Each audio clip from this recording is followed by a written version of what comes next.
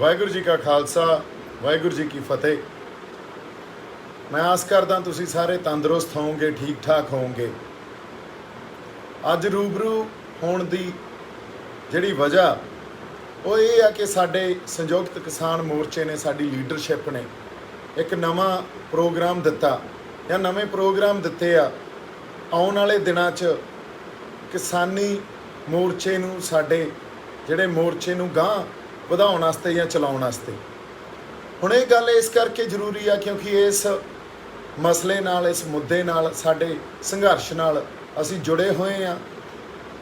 ਲੜਾਈ ਕਿਸਾਨੀ ਤੱਕ ਇਕੱਲੀ ਸੀਮਤ ਨਹੀਂ ਆ, ਲੜਾਈ ਸਾਡੀ ਹੋਂਦ ਦੀ ਆ, ਲੜਾਈ ਸਾਡੀ ਪਛਾਣ ਦੀ ਆ, ਲੜਾਈ ਸਾਡੇ ਵਾਸਤੇ ਸਾਡੀਆਂ ਉਹ ਜ਼ਮੀਨਾਂ ਦੀ ਆ ਜਿਹਦੇ ਨਾਲ ਸਾਡਾ ਸੱਭਿਆਚਾਰ ਜੁੜਿਆ ਹੋਇਆ, ਜਿਹਦੇ ਨਾਲ ਸਾਡੀ ਸਿਆਸਤ ਜੁੜੀ ਹੋਈ ਆ, ਜਿਹਦੇ ਨਾਲ ਸਾਡੀ ਮਾਂ ਬੋਲੀ ਜੁੜੀ ਆ, ਜਿਹਦੇ ਨਾਲ ਪੰਜਾਬ ਜਾਂ ਉੱਥੇ ਵਸਦੇ ਲੋਕ, ਉਹਨਾਂ ਦੀਆਂ ਰੂਹਾਂ ਜੁੜੀਆਂ। ਸੋ ਇਹਨਾਂ ਗੱਲਾਂ ਨੂੰ ਸਮਝਣ ਲਈ ਬੜੇ ਲੰਬੇ ਸਮੇਂ ਤੋਂ ਆਪਾਂ ਗੱਲਾਂ ਕਰਦੇ ਆ ਰਹੇ ਹਾਂ, ਇੱਕ ਬਿਰਤਾਂਤ ਰਚਦੇ ਆ ਰਹੇ ਹਾਂ, ਆਪਦਾ ਨੈਰੇਟਿਵ ਦਿੰਦੇ ਆ ਰਹੇ ਹਾਂ। ਅੱਜ ਜੋ ਪ੍ਰੋਗਰਾਮ ਸੰਯੁਕਤ ਕਿਸਾਨ ਮੋਰਚੇ ਵੱਲੋਂ, ਸਾਡੀ ਲੀਡਰਸ਼ਿਪ ਵੱਲੋਂ ਸਾਹਮਣੇ ਆਏ ਆ ਵੀ 8 ਮਿੰਟ ਹੌਰਨ ਵਜਾਓ ਜਾਂ ਟ੍ਰੈਫਿਕ ਕਿਤੇ ਘੰਟੇ 2 ਘੰਟਿਆਂ ਲਈ ਆਪਾਂ ਰੋਕਾਂਗੇ, ਪਰ ਉਹਦੇ 'ਚ ਟ੍ਰੈਫਿਕ ਨਹੀਂ ਰੋਕਣਾ। ਸਟੇਟ ਹਾਈਵੇ 'ਤੇ ਉਹਦੇ 'ਤੇ ਪ੍ਰਦਰਸ਼ਨ ਕੀਤਾ ਜਾਊਗਾ, ਨੈਸ਼ਨਲ ਹਾਈਵੇ 'ਤੇ ਔਰਤਾਂ ਸਿਲੰਡਰ ਲੈ ਕੇ ਘਰੋਂ ਬਾਹਰ ਆਉਣ, ਬਿਜਲੀ ਤੇ ਪੈਟਰੋਲ ਦੇ ਜਿਹੜੇ ਮੁੱਲ ਵਧੇ ਆ ਜਾਂ ਡੀਜ਼ਲ ਦੇ ਵਧੇ ਆ ਉਹਦੇ 'ਤੇ ਵੀ ਪ੍ਰਦਰਸ਼ਨ ਕੀਤਾ ਜਾਊਗਾ। ਇਹਦੇ ਲਈ ਸਾਡੀ ਲੀਡਰਸ਼ਿਪ ਨੂੰ ਮੈਂ ਇਹ ਕਹਿ ਰਿਹਾ ਵੀ ਸਾਨੂੰ ਮੁੜ ਤੋਂ ਸਾਡਾ ਮੋਰਚਾ ਕਿੱਥੇ ਖੜਾ ਜਾਂ ਅੱਜ ਮੋਰਚੇ ਦੀ ਬਣਤਰ ਕੀ ਆ, ਇਹਨੂੰ ਐਨਾਲਾਈਜ਼ ਕਰਨ ਦੀ ਜ਼ਰੂਰਤ ਆ। ਉਹ ਇਸ ਕਰਕੇ ਜ਼ਰੂਰਤ ਆ ਵੀ ਜਿਸ ਤਰ੍ਹਾਂ ਦੇ ਪ੍ਰੋਗਰਾਮ ਤੁਸੀਂ ਦੇ ਰਹੇ ਹੋ ਉਹਦਾ ਲੋਕਾਂ ਦੇ ਰਿਸੋਰਸਿਸ, ਲੋਕਾਂ ਦਾ ਟਾਈਮ ਇਹ ਤੋਂ ਵੇਸਟ ਕਰਾਉਣ ਤੋਂ ਵੱਧ ਕੋਈ ਮਤਲਬ ਨਹੀਂ ਆ। ਔਰ ਇਹਦਾ ਇੱਕ ਮਤਲਬ ਹੋਰ ਆ ਵੀ ਮੋਰਚੇ ਨੂੰ ਤੁਸੀਂ ਉਹਦੇ ਸਲੋ ਡੈਥ ਵੱਲ ਲੈ ਕੇ ਜਾ ਰਹੇ ਹੋ ਅਤੇ ਲੋਕਾਂ ਨੂੰ ਵਾਰ-ਵਾਰ ਧੱਕ ਰਹੇ ਹੋ ਇਸ ਮੋਰਚੇ 'ਚ, ਜਿਹਦਾ ਰਿਜ਼ਲਟ ਕੁਛ ਨਹੀਂ ਨਿਕਲਣਾ। ਇਸ ਮੋਰਚੇ ਨੇ ਹੌਲੀ ਹੌਲੀ ਕਿਸੇ ਇੱਕ ਡੈਡ ਐਂਡ 'ਤੇ ਜਾ ਕੇ ਖੜ ਜਾਣਾ। ਇਹੋ ਜਿਹੇ ਪ੍ਰੋਗਰਾਮ, ਲੜਾਈ ਅਸੀਂ ਸਟੇਟ ਨਾਲ ਲੜ ਰਹੇ ਹਾਂ, ਲੜਾਈ ਅਸੀਂ ਸਰਕਾਰ ਨਾਲ ਲੜ ਰਹੇ ਹਾਂ। ਤੁਸੀਂ ਆਪ ਇਹ ਗੱਲ ਕਹਿੰਦੇ ਹੁੰਦੇ ਸੀ ਵੀ ਇਹ ਤਾਂ ਕਿਸਾਨੀ ਦੀ ਜਾਂ ਕਿਸਾਨ ਦੇ ਹਿੱਤਾਂ ਦੀ ਲੜਾਈ ਆ, ਇਹਨੂੰ ਇਹ ਤੋਂ ਬਾਹਰ ਨਾ ਲੈ ਕੇ ਜਾਇਆ ਜਾਵੇ। ਹੁਣ ਤੁਸੀਂ ਆਪ ਹੀ ਜਿਹੜੇ ਪ੍ਰੋਗਰਾਮ ਦੇ ਰਹੇ ਹੋ, ਉੱਥੇ ਬਿਜਲੀ ਦੇ ਮੁੱਲ ਵੀ ਵਧਾਤੇ, ਉਹਦਾ ਵੀ ਕੋਈ ਪ੍ਰੋਗਰਾਮ ਦੇ ਰਹੇ ਹੋ, ਗੈਸ ਸਿਲੰਡਰ ਦੇ ਮੁੱਲ ਵਧਾਤੇ, ਉਹਦਾ ਪ੍ਰੋਗਰਾਮ ਦੇ ਰਹੇ ਹੋ, ਇੱਕ ਪਾਸੇ ਤੁਸੀਂ ਪੈਟਰੋਲ ਡੀਜ਼ਲ ਦੇ ਮੁੱਲ ਵਧਾਤੇ, ਉਹਦਾ ਪ੍ਰੋਗਰਾਮ ਦੇ ਰਹੇ ਹੋ। ਸੋ ਕਿਸਾਨੀ ਹਿੱਤਾਂ ਦੀ ਜਾਂ ਕਿਸਾਨਾਂ ਦੀ ਗੱਲ ਇੱਥੇ ਕਿੱਥੇ ਰਹਿ ਗਈ? ਸੋ ਪਹਿਲਾਂ ਤੁਸੀਂ ਇਹ ਡਿਸਾਈਡ ਕਰੋ ਵੀ ਤੁਸੀਂ ਜਿਹੜੀ ਗੱਲ ਇੱਕ ਸਮੇਂ 'ਤੇ ਮੈਂ ਬਾਰ-ਬਾਰ ਕਰਦਾ ਰਿਹਾ ਵੀ ਇਹ ਪੋਲੀਟੀਕਲ ਸ਼ਿਫਟ, ਸਟਰਕਚਰਲ ਸ਼ਿਫਟ ਦੀ ਜ਼ਰੂਰਤ ਹੈ। ਇੱਥੇ ਪੋਲੀਟੀਕਲ ਸ਼ਿਫਟ ਦੀ ਵੀ ਜ਼ਰੂਰਤ ਨਹੀਂ ਆ। ਤੁਸੀਂ ਇਸ ਮੋਰਚੇ ਨੂੰ ਅੰਨਾ ਹਜ਼ਾਰੇ ਦਾ ਅੰਦੋਲਨ ਨਾ ਬਣਾਓ ਵੀ ਤੁਹਾਨੂੰ ਲੱਗਦਾ ਵੀ ਅਸੀਂ ਇਸ ਸਰਕਾਰ ਨੂੰ ਲਾ ਕੇ ਤੇ ਦੂਜੀ ਸਰਕਾਰ ਲੈ ਆਵਾਂਗੇ ਤਾਂ ਕੋਈ ਸਾਨੂੰ ਹੱਲ ਮਿਲ ਜੂ। ਅੰਨਾ ਹਜ਼ਾਰੇ ਦੇ ਅੰਦੋਲਨ ਵੇਲੇ ਕਾਂਗਰਸ ਨੂੰ ਲਾ ਕੇ ਬੀਜੇਪੀ ਆ ਗਈ, ਹੱਲ ਮਿਲ ਗਿਆ। ਉਹਨੇ ਜਿਹੜਾ ਮੋਰਚਾ ਉਸ ਟਾਈਮ ਅੰਦੋਲਨ ਕੀਤਾ ਸੀ ਉਹ ਕਿਸੇ ਮਹਿੰਗਾਈ 'ਤੇ, ਕਿਤੇ ਕਰਪਸ਼ਨ 'ਤੇ, ਇਹਨਾਂ ਗੱਲਾਂ 'ਤੇ ਕੀਤਾ ਸੀ।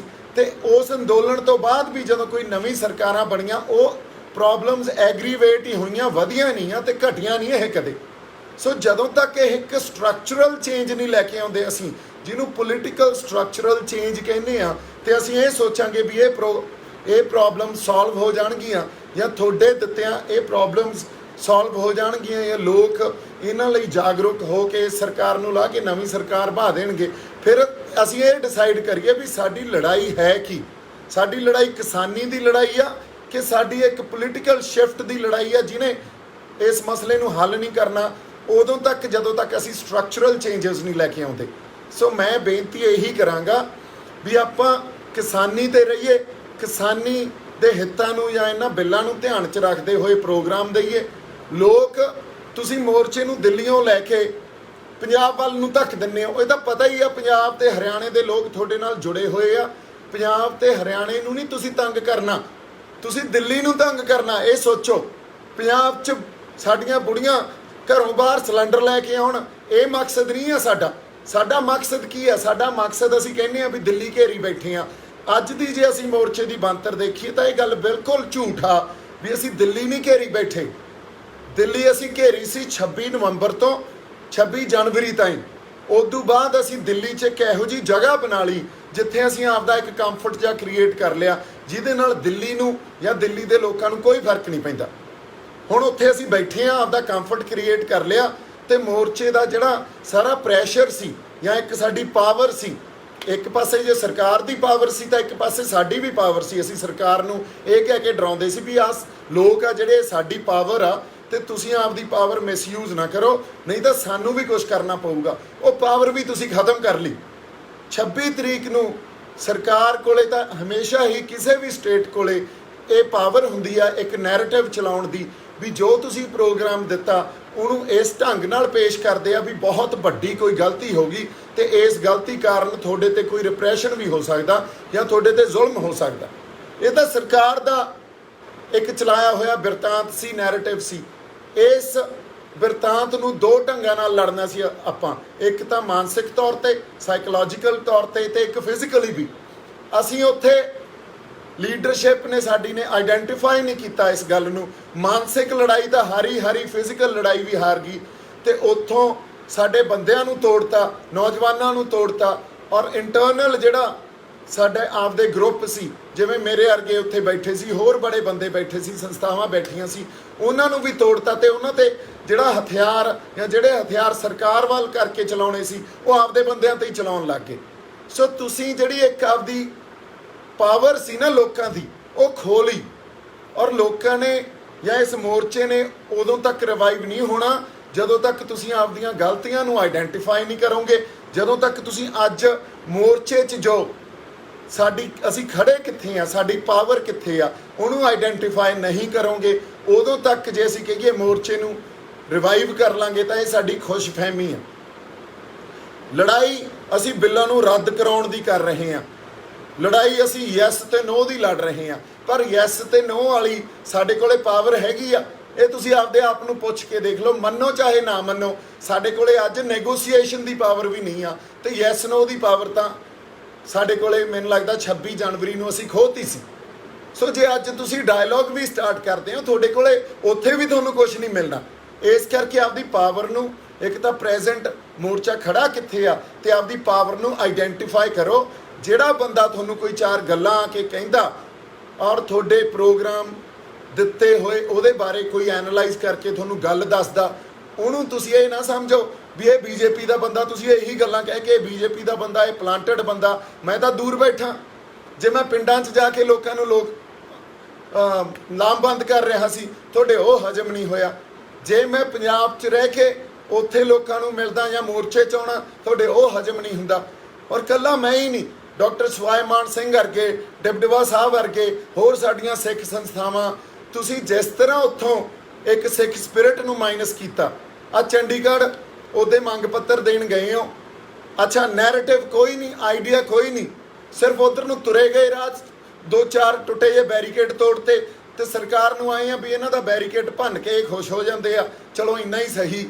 ਉੱਥੇ ਕੋਈ ਨਿਸ਼ਾਨ ਸਾਹਿਬ ਨਹੀਂ, ਉੱਥੇ ਕਿਸੇ ਤਰ੍ਹਾਂ ਦਾ ਜਿਹੜਾ ਆਪਾਂ ਇਹ ਕਹਿ ਦਈਏ ਵੀ ਜਿਹੜੇ ਝੰਡੇ ਥੱਲੇ ਜਾਂ ਜਿਹੜੇ ਝੰਡੇ ਨੇ ਤੁਹਾਨੂੰ ਦਿੱਲੀ ਜਾ ਕੇ ਬਿਠਾਇਆ ਸੀ, ਜਿਹੜੀਆਂ ਫੌਜਾਂ ਨੇ ਤੁਹਾਨੂੰ ਦਿੱਲੀ ਜਾ ਕੇ ਬਿਠਾਇਆ ਸੀ, ਉਹਨਾਂ ਫੌਜਾਂ ਦੀ ਕੋਈ ਮੌਜੂਦਗੀ ਨਹੀਂ ਸੀ ਉੱਥੇ। ਤੁਸੀਂ ਆਪਦੇ ਆਪ ਨੂੰ ਜਰਨੈਲ ਕਹਿੰਦੇ ਹੋ, ਜਰਨੈਲ 26 ਨਵੰਬਰ ਨੂੰ ਪਿੱਛੇ ਸੀ ਤੇ ਫੌਜਾਂ ਅੱਗੇ ਸੀ, ਜਰਨੈਲ ਨੂੰ ਤਾਂ ਅੱਗੇ ਹੋਣਾ ਚਾਹੀਦਾ ਨਾ, ਪਰ ਫਿਰ ਵੀ ਤੁਹਾਨੂੰ ਮਾਨ ਸਨਮਾਨ ਦਿੱਤਾ, ਤੁਹਾਨੂੰ ਜਰਨੈਲਾਂ ਵਾਂਗੂ ਅੱਗੇ ਜਾ ਕੇ ਬਿਠਾਇਆ ਵੀ ਹੁਣ ਤੁਸੀਂ ਸਰਕਾਰ ਨਾਲ ਲੜੋ। ਉੱਥੇ ਸਭ ਤੋਂ ਵੱਡੀ ਗਲਤੀ ਤੁਸੀਂ ਕੀ ਕੀਤੀ, ਤੁਸੀਂ ਲੈਫਟ ਵਰਸਸ ਰਾਈਟ ਵਿੰਗ ਇੱਕ ਲੜਾਈ ਛੇੜਤੀ, ਜਦੋਂ ਕਿ ਮੋਰਚਾ ਸੈਂਟਰ 'ਚ ਰਹਿਣਾ ਚਾਹੀਦਾ ਸੀ, ਪਰ ਨਹੀਂ, ਉਹ ਪੂਰਾ ਲੈਫਟ ਵਾਲੀ ਧਿਰ ਉੱਥੇ ਹਾਵੀ ਹੋ ਗਈ। ਸੋ ਲੈਫਟ ਨੂੰ ਜਿਹੜਾ ਸਪੋਰਟ ਕਰਦਾ ਸੀ ਮੀਡੀਆ ਜਾਂ ਜਿਹੜੇ ਲੋਕ, ਉਹ ਮੋਰਚੇ ਨੂੰ ਸਪੋਰਟ ਕਰਨ ਲੱਗ ਗਏ। ਜਿਹੜੇ ਰਾਈਟ ਵਿੰਗ ਨੂੰ ਜਾਂ ਸਰਕਾਰ ਨੂੰ ਸਪੋਰਟ ਕਰਦਾ ਸੀ ਮੀਡੀਆ ਤੇ ਲੋਕ, ਉਹ ਸਰਕਾਰ ਨੂੰ ਸਪੋਰਟ ਕਰਨ ਲੱਗ ਗਏ। ਅਸੀਂ ਇੰਟਰਨੈਸ਼ਨਲ ਜਿੰਨਾ ਪ੍ਰੈਸ਼ਰ ਬਿਲਡ ਕੀਤਾ ਸੀ ਮੋਰਚੇ ਦਾ, ਔਰ ਇੰਟਰਨੈਸ਼ਨਲ ਪ੍ਰੈਸ਼ਰ ਉਦੋਂ ਤੱਕ ਹੀ ਬਿਲਡ ਸੀ ਜਦੋਂ ਤੱਕ ਤੁਸੀਂ ਇਹਨੂੰ ਮੋਰਚੇ ਨੂੰ ਸੈਂਟਰ ਸਪੇਸ 'ਚ ਰੱਖਿਆ, ਜਦੋਂ ਤੱਕ ਉੱਥੇ ਸਿੱਖ ਸਪਿਰਿਟ ਰਹੀ ਆ ਔਰ ਮੋਰਚਾ ਚੜ੍ਹਦੀ ਕਲਾ 'ਚ ਰਿਹਾ, ਤੁਸੀਂ ਉਹਨੂੰ ਵੀ ਉੱਥੋਂ ਮਾਈਨਸ ਕਰਤਾ। ਅੱਜ ਦੀ ਡੇਟ 'ਚ ਮੈਨੂੰ ਇੱਕ ਗੱਲ ਦਾ ਜਵਾਬ ਆਪਦੀਆਂ ਰੂਹਾਂ ਤੋਂ ਆਪਦੇ ਅੰਦਰੋਂ ਪੁੱਛ ਕੇ ਦੇਖ ਲਓ, ਜਾਂ ਸਾਡੀ ਕਿਸਾਨ ਯੂਨੀਅਨ ਦੇ ਉਹ ਬੰਦੇ ਜਿਹੜੇ ਮੇਰੇ ਤੇ ਅਟੈਕ ਕਰਦੇ ਆ, ਇਹ ਦੇ ਦੇਣ ਵੀ ਮੋਰਚਾ ਚੜ੍ਹਦੀ ਕਲਾ 'ਚ। ਚੜ੍ਹਦੀ ਕਲਾ 'ਚ ਜਦੋਂ ਮੋਰਚਾ ਸੀਗਾ, ਸਾਨੂੰ ਮੋਰਚਾ ਦੱਸਣ ਦੀ ਜ਼ਰੂਰਤ ਨਹੀਂ ਸੀ ਵੀ ਚੜ੍ਹਦੀ ਕਲਾ 'ਚ। ਮੈਂ ਇਹ ਗੱਲਾਂ ਤਾਂ ਕਰ ਰਿਹਾ, ਉਹ ਸਾਡਾ ਸਾਂਝਾ ਮੋਰਚਾ, ਸਾਡੇ ਸਾਂਝੇ ਸਟੇਕਸ ਇਨਵੋਲਡ ਆ। ਸਾਨੂੰ ਇੱਕ ਐਨਾਲਾਈਜ਼ ਕਰਨੀ ਚਾਹੀਦੀ ਆ, ਗੱਲ ਨੂੰ ਪੜਚੋਲ ਕਰਨੀ ਚਾਹੀਦੀ ਆ। ਉਸ ਤੋਂ ਬਾਅਦ ਇਹਨੂੰ ਮੋਰਚੇ ਨੂੰ ਰਿਵਾਈਵ ਕਰਨ ਵਾਸਤੇ ਗਾਂਹ ਨੂੰ ਤੁਰਨਾ ਚਾਹੀਦਾ। ਜਿਹੋ ਜਿਹੇ ਪ੍ਰੋਗਰਾਮ ਅੱਜ ਦਿੱਤੇ ਆ, 8 ਮਿੰਟ ਹਾਰਨ ਵਜਾਓ, ਤੁਹਾਨੂੰ ਪਤਾ ਇਹਦਾ ਮਤਲਬ ਕੀ ਆ? ਕੋਈ ਇਹਦੇ ਤੋਂ ਅਚੀਵ ਕੀ ਹੋਊਗਾ? ਜਾਂ ਇਸ ਗੱਲ ਤੋਂ ਸਰਕਾਰ ਡਰ ਜੂ ਅਸੀਂ ਯੈਸ ਨੋ ਦੀ ਲੜਾਈ ਜਿੱਤ ਜਾਾਂਗੇ? ਸਾਡੇ ਕੋਲੇ ਤਾਂ ਨੈਗੋਸੀਏਸ਼ਨ ਦੀ ਪਾਵਰ ਵੀ ਹੈ ਨਹੀਂ। ਅੱਜ ਸਾਡੇ ਨਾਲ ਤਾਂ ਨੈਗੋਸ਼ੀਏਟ ਵੀ ਨਹੀਂ ਕਰ ਰਹੇ ਹੋ। ਸੋ ਇਹਨਾਂ ਗੱਲਾਂ ਨੂੰ ਵਿਚਾਰਨਾ, ਇਹਨਾਂ ਗੱਲਾਂ ਨੂੰ ਸਮਝਣਾ ਬੜਾ ਜ਼ਰੂਰੀ ਆ। ਅਸੀਂ ਦਿੱਲੀ ਨੂੰ ਘੇਰੀ ਨਹੀਂ ਬੈਠੇ। ਅੱਜ ਅਸੀਂ ਦਿੱਲੀ 'ਚ ਇੱਕ ਜਗ੍ਹਾ ਜੀ ਬਣਾਈ ਬੈਠੇ ਆ ਜਿਹਦੇ ਨਾਲ ਸਰਕਾਰ ਨੂੰ ਕੋਈ ਫਰਕ ਨਹੀਂ ਪੈਂਦਾ। ਫਿਰ ਚੜੂਨੀ ਸਾਹਿਬ ਵਰਗੇ ਬੰਦੇ ਆ ਕੇ ਇਹ ਕਹਿ ਦਿੰਦੇ ਆ ਵੀ ਮੇਰਾ ਸੁਜੈਸ਼ਨ ਇਹ ਆ, ਅਸੀਂ ਹੱਥ ਬੰਨ੍ਹ ਕੇ ਦਿੱਲੀ ਨੂੰ ਜਾਈਏ, ਅਸੀਂ ਦਿੱਲੀ ਦੇ ਅੰਦਰ ਮਾਰਚ ਕਰੀਏ।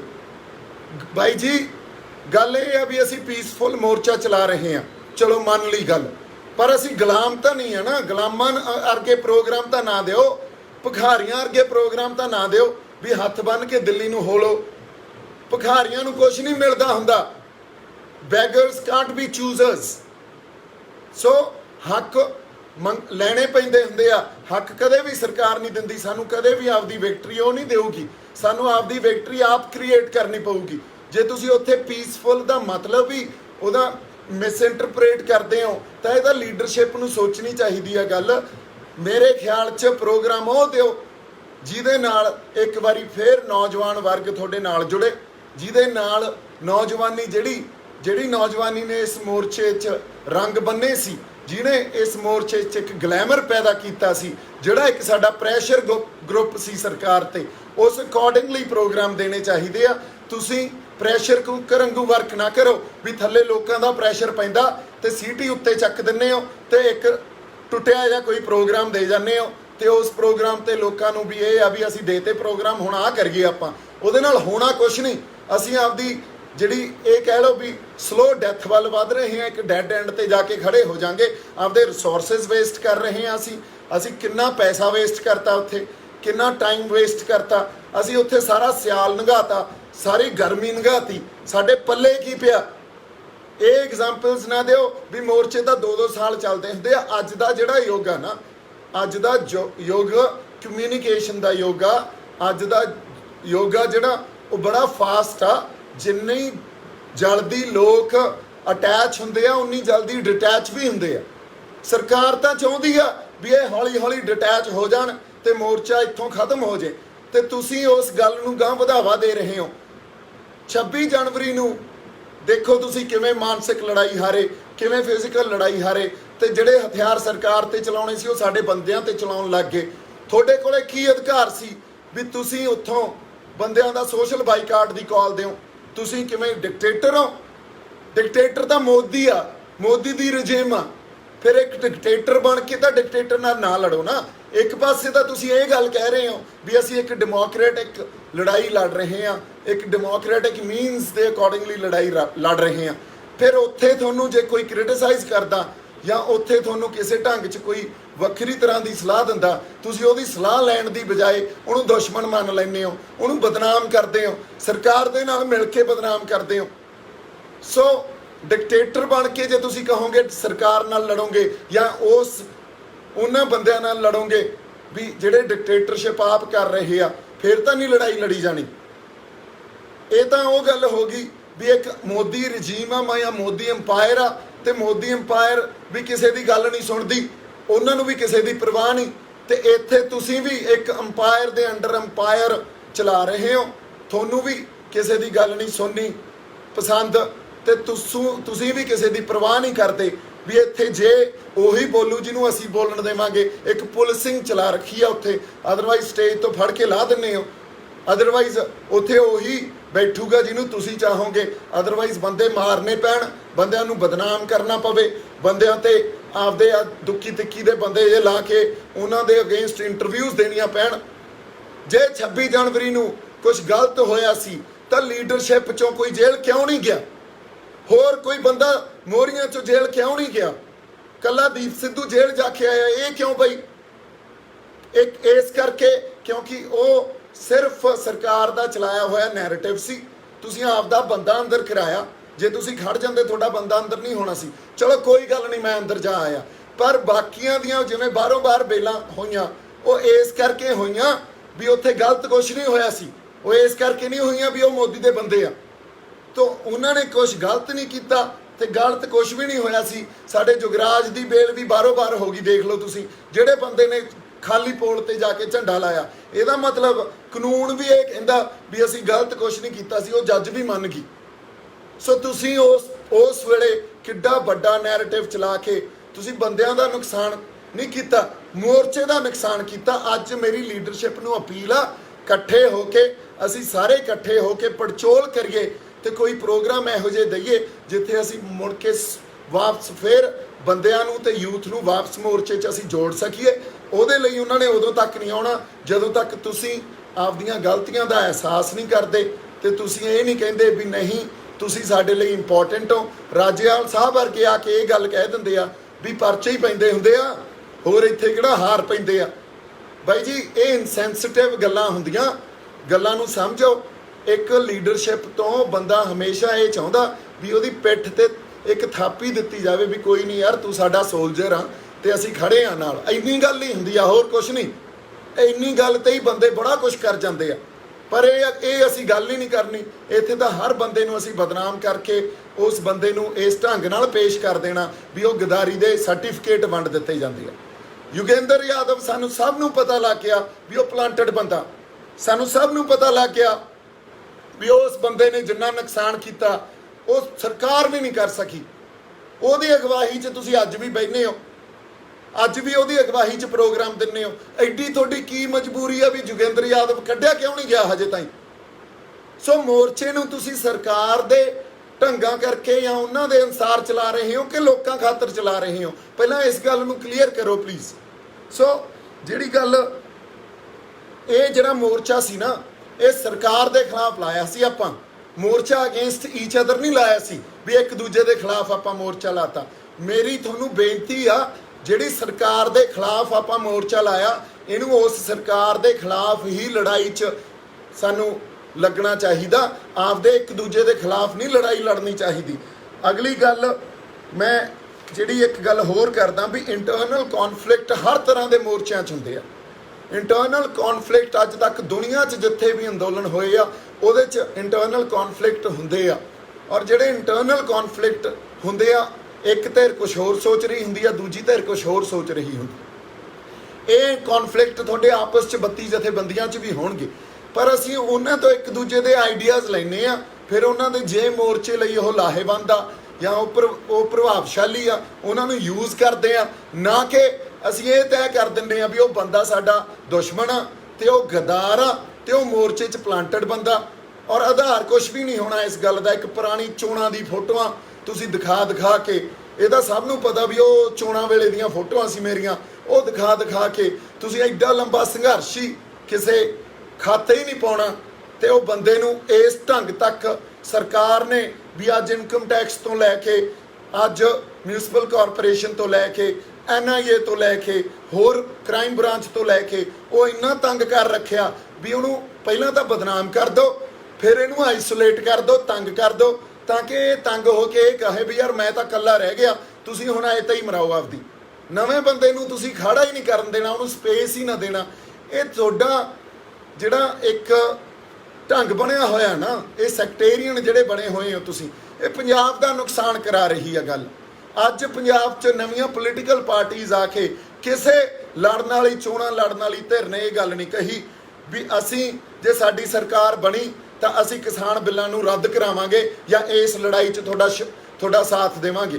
ਕਿਸੇ ਨੇ ਨਹੀਂ ਕਹੀ। ਲਓ, ਸਾਨੂੰ ਗੱਲਾਂ ਕੀ ਕਰੀ ਜਾਂਦੇ ਆ ਕਿ ਤੁਹਾਨੂੰ ਸਿੱਖ ਚਿਹਰਾ ਦੇਵਾਂਗੇ ਜਿਹੜਾ CM ਹੋਊਗਾ। ਸਿੱਖ ਚਿਹਰਾ ਤਾਂ ਸਾਡਾ PM ਵੀ ਰਿਹਾ, ਸਿੱਖ ਚਿਹਰਾ ਤਾਂ ਸਾਡਾ ਰਾਸ਼ਟਰਪਤੀ ਵੀ ਰਿਹਾ, ਉਦੋਂ ਹੋਮ ਮਿਨਿਸਟਰ ਵੀ ਰਿਹਾ, ਔਰ ਉਦੋਂ ਤਾਂ ਸਾਡੇ ਤੇ ਜੈਨੋਸਾਈਡ ਹੋਇਆ। ਸਿੱਖ ਚਿਹਰਾ ਜਦੋਂ ਰਾਸ਼ਟਰਪਤੀ ਸੀ, ਸਾਡਾ ਹੋਮ ਮਿਨਿਸਟਰ ਸੀ। ਸੋ ਸਿੱਖ ਚਿਹਰਾ ਸਾਨੂੰ ਦਿਓਗੇ, ਇਹਦੇ ਨਾਲ ਕੋਈ ਫਰਕ ਨਹੀਂ ਪੈਂਦਾ। ਉਹ ਪੰਜਾਬ ਹਤੈਸ਼ੀ ਹੈ ਕਿ ਨਹੀਂ ਆ, ਉਹ ਪੰਜਾਬ ਦੇ ਹੱਕਾਂ ਦੀ ਗੱਲ ਕਰਦਾ ਕਿ ਨਹੀਂ ਆ। ਉਹ ਚਾਹੇ ਕੋਈ ਡਾਕਟਰ ਗਾਂਧੀ ਵਰਗਾ ਹਿੰਦੂ ਚਿਹਰਾ ਹੀ ਹੋਵੇ ਤਾਂ ਵੀ ਕੋਈ ਫਰਕ ਨਹੀਂ ਪੈਂਦਾ। ਸੋ ਗੱਲ ਸਿੱਖ ਜਾਂ ਹਿੰਦੂ ਦੀ ਨਹੀਂ ਆ, ਇੱਥੇ ਪੰਜਾਬ ਹਤੈਸ਼ੀ ਦੀ ਗੱਲ ਹੋ ਰਹੀ ਆ। ਇਹ ਜਿਹੜੀਆਂ ਪਾਰਟੀਆਂ ਆ ਕੇ ਅੱਜ ਤੁਹਾਨੂੰ 300 ਯੂਨਿਟ ਅਸੀਂ ਫ੍ਰੀ ਬਿਜਲੀ ਦੇ ਦੇਵਾਂਗੇ, ਅਸੀਂ ਤੁਹਾਨੂੰ ਆਟਾ ਦਾਲ ਦੇਵਾਂਗੇ, ਰਾਸ਼ਨ ਦੇਵਾਂਗੇ, ਸਾਨੂੰ ਇਹ ਲਾਲਚ ਦੇਈ ਜਾਂਦੇ ਆ। ਬਾਈ ਜੀ ਸਾਨੂੰ ਕੁਛ ਫ੍ਰੀ ਨਹੀਂ ਚਾਹੀਦਾ। ਤੁਸੀਂ ਆ ਕਰੋ, ਲੋ ਕੇਜਰੀਵਾਲ ਨੂੰ ਕਹਿ ਦਿਓ ਤੂੰ ਦਿੱਲੀ ਦਾ ਚੀਫ ਮਿਨਿਸਟਰ ਆ, ਦਿੱਲੀ ਤੇਰੇ ਅੰਡਰ, ਅੱਜ ਜਿੰਨਾ ਪਾਣੀ ਦਿੱਲੀ ਨੂੰ ਸਾਡਾ ਗਿਆ, ਜਿੰਨਾ ਉਹਦਾ ਪੈਸਾ ਬਣਦਾ ਸਾਡਾ ਉਹੀ ਦੇ ਦਿਓ, ਸਾਨੂੰ ਹੋਰ ਕੁਛ ਨਹੀਂ ਚਾਹੀਦਾ, ਅਸੀਂ ਆਪੇ ਬਿਜਲੀ ਜਾਂ ਤਾਂ ਪੈਦਾ ਕਰ ਲਾਂਗੇ ਜਾਂ ਖਰੀਦ ਲਾਂਗੇ। ਤੂੰ ਸਾਨੂੰ ਭਿਖਾਰੀ ਬਣਾਏਂਗਾ? ਯਾਰ ਤੁਹਾਨੂੰ ਪਤਾ ਤੁਸੀਂ ਕਿਹੜੀ ਕੌਮ ਨਾਲ ਮੱਥਾ ਲਾਈ ਬੈਠੇ ਹੋ?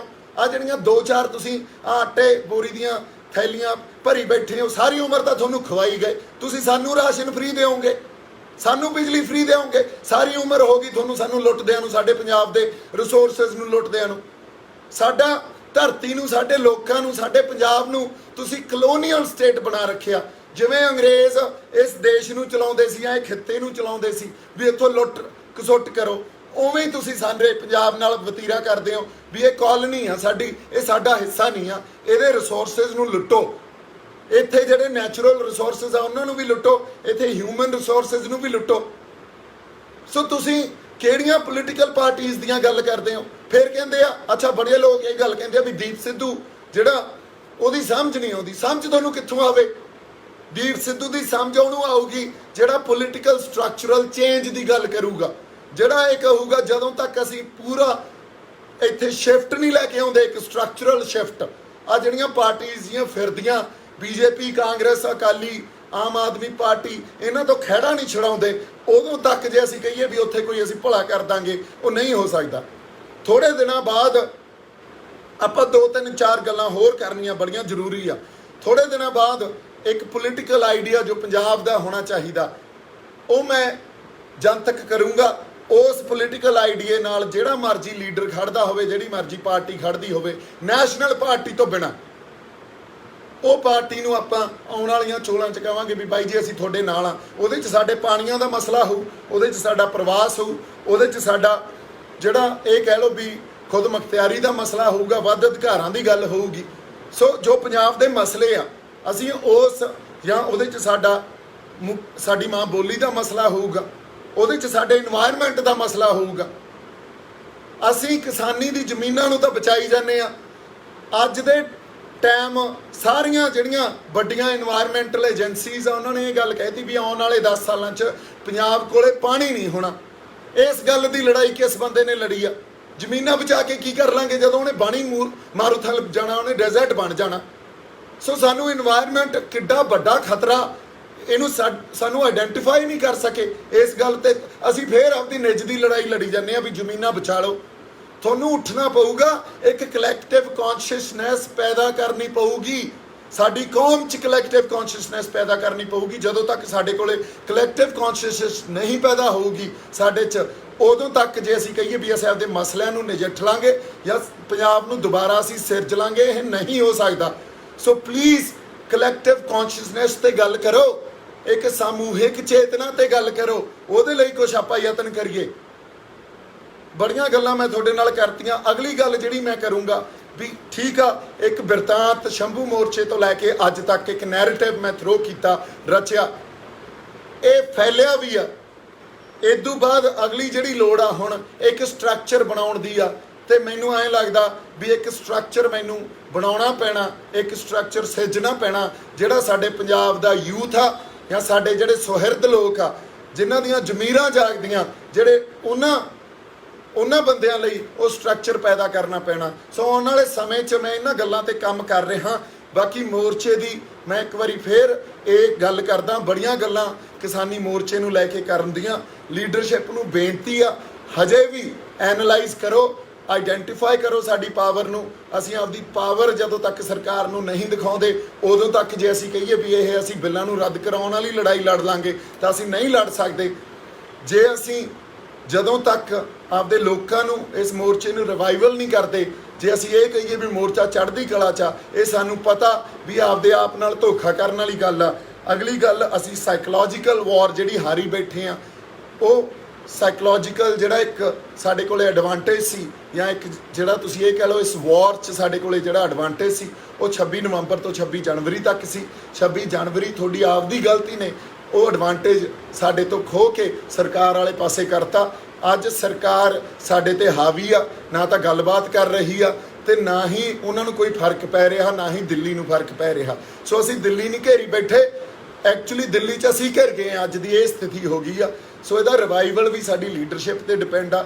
ਮੈਂ ਲੀਡਰਸ਼ਿਪ ਨੂੰ ਬੇਨਤੀ ਕਰਦਾ, ਇਕੱਠੇ ਬੈਠੀਏ, ਏਕੇ 'ਚ ਪੜਚੋਲ ਕਰੀਏ, ਉਦੋਂ ਬਾਅਦ ਤੁਹਾਡੀ ਅਗਵਾਈ 'ਚ ਪ੍ਰੋਗਰਾਮ ਦਈਏ ਤੇ ਇਸ ਮੋਰਚੇ ਨੂੰ ਆਪਾਂ ਰਿਵਾਈਵ ਕਰੀਏ। ਮੇਰੇ ਵੱਲੋਂ ਬਹੁਤ ਸਾਰਾ ਪਿਆਰ ਤੇ ਸਤਿਕਾਰ।